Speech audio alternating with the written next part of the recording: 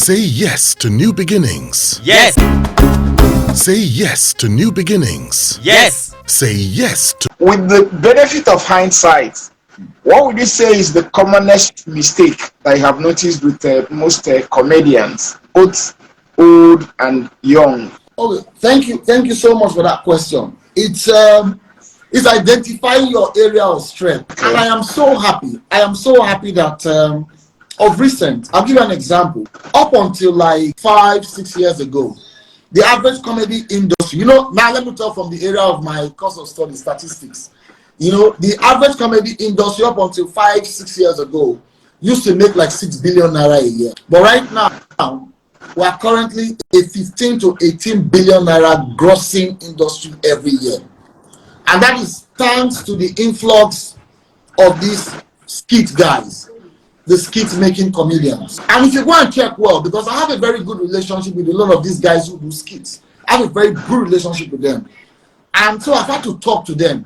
Do you know that a lot of these guys who are currently doing skit comedy, who are cashing out in the bank, who are making far, far more money than we stand-up comedians have ever had, are guys who actually did not succeed in stand-up comedy, but decide to convert their comedy into short playlets. So the problem that a lot of comedians make is identifying your core strength and using it well. Okay. Not everybody can stand on stage to talk.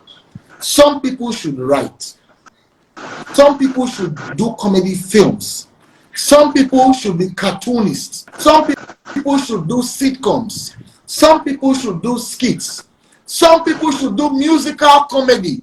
See what Kenny Black is doing with musical comedy. Started by the likes of Julius. Before Julius, So that is it. It is identifying your area of strength first and then utilizing that. That's number one for me. Number two for me, it is what area of stand-up comedy do you want to be in? Are you a great storyteller? Are you good at doing one-liners? Are you a comedian who is a freestylist? There are some people who are spontaneous comedians. That's the one we call freestyle. So what area do you identify with? And how are you able to harness that comedy? Are you also just a hilarious MC? Because trust me, sir, hilarious MCs are cashing out now, even better than average stand-up comedians. Are you that guy who maybe in the course of introducing an event or so on and so forth, you have one or two things you're able to chip a word or so, a word of humor about? So it is identifying your core area of specialization. That's it. All right. Now, for ONG and with all the areas of specialization, that you've mentioned, which is your own area of specialization? Well, if you followed my track record, a few of us are lucky we are lucky to have been able to do a little bit of everything. Some of us are just lucky. I started out as a stand-up comic, but I didn't stand up as a stand-up comic for just stage alone. I was doing my comedy on TV, stand-up comedy on television. And you know that TV has rules. You can't be dirty. You can't say these words. You have to be timed. So I was trained well. I was groomed well when I started. I wasn't one of the 9 of 1,000 laugh boys, amongst my generation. That was the I go dies, I go save, clean the drunk then. We were on the other side. Myself, Holy Malam, Teju Babyface. We are all of the same generation, but we were on this side, they were on this other side. Because we were doing our jokes in proper English. We were doing our jokes on television. We were doing our jokes to more of the corporate audience. And then from then on, I went on to doing stage plays.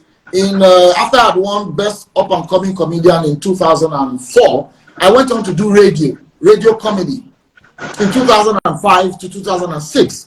As soon as I won Best Comedian on Radio, after doing that for 2 seasons, I went on to do comedy stage plays with Once Upon a Madman. And after doing comedy stage plays, I now moved on to doing skits on television. In fact, I was the first comedian, who was actually brought in by, who was commissioned by Mnet when African Magic was starting to do skits on DSTV. And I shot a total of 100 and something skits for DSTV. So that's why I'm saying I have been lucky enough to have been do a little bit of talented. Okay. Yes. Any comedian who wants to monetize his talent, what is the best way to go about it? You see some people who are funny, who are witty, but they are not able to monetize that talent. So anybody who wants to do that, what is the best way to go about it? The first thing you have to do, for me, the first thing, first of all, get a mentor. Get somebody who has succeeded in that area that you are about to undertake. Get that person to teach you the ropes. That's the first thing. Because when you have a mentor, the mentor will be able to discover where your strength is. And then it will help you harness that strength. That's the first thing. Secondly, it is from people's reaction that you'll be able to know where you are going to score a big at. I'll give you an example. I've spoken to Macaroni, I've spoken to Taoma, I've spoken to Brain Jotter. And they told me, they said, thank God that people were able to tell them, this stand-up comedy is not your line, no. But these kids, you go blow for there, you go make them big.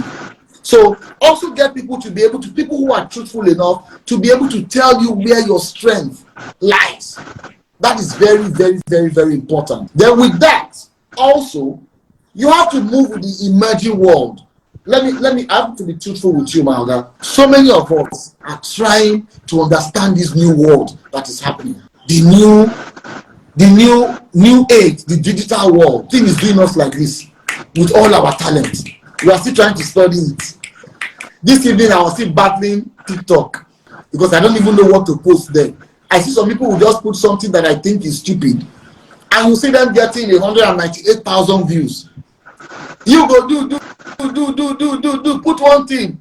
You're gonna struggle with 300 views. And then they'll start telling you have to put hashtag, you have to do so. It's a continuous learning process. First of all, where do your strength lies? Then who is excelling in that particular place that can mentor you? Because everything is content now. Trust me, everything is content. Okay.